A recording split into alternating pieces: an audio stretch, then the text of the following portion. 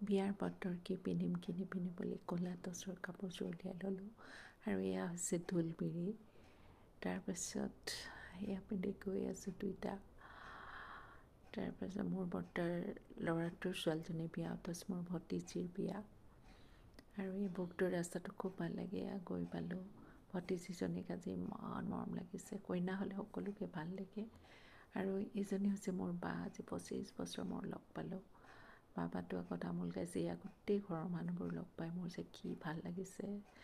মই এটেণ্ড কৰা নহয় এনেকুৱা অনুষ্ঠানবোৰ, আজি বহুত বছৰ মূৰত এটেণ্ড কৰিছোঁ। আৰু ভিডিঅ' এটা কৰি থলোঁ। সেয়ে এয়া মোৰ নবৌ, এইজনীও মোৰ নবৌ। আজি গোটেই নবৌবোৰ ভৰ্তি হৈ আছে বিয়াখনত মোৰ। আৰু এয়া হৈছে বুলন্দ দাইদেউ, বহুত বছৰ মই লগ পালোঁ আজি তেওঁকো। এয়া হৈছে মোৰ ভতিজা ভাইজান, বৰ মৰম লগা সি। তাৰপাছত এইজনী মোৰ নবৌ।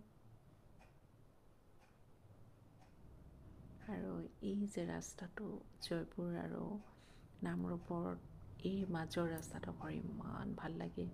কি যে ফুল ফুলিছে, ইমান মনোমোহা। আৰু চাহ বাগানত কাম কৰিব নোৱা সকলোপতি গৈ আছে। নামৰূপ বুলি ক'লেই মোৰ খুব ভাল লাগে। মোৰ শৈশৱ কৈশোৰ মই তাতে উমলি ডাঙৰ হৈছোঁ। মোৰ প্ৰিয় ঠাই নামৰূপ। ইমান ভাল পাওঁ মই নামৰূপখন।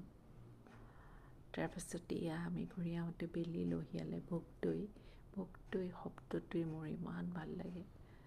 নৈখন কি যে ভাল লগা।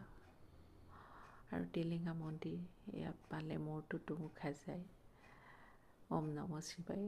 আৰু ঘৰ আহি পালোঁ, আহি দুখনমান ফটো নুতুলিলে মনটো ভাল নালাগে। আৰু এনেকৈ তুলিলোঁ। খুব ভাল লাগিলে আজিৰ দিনটো, এনেকৈ পাৰ হ'ল।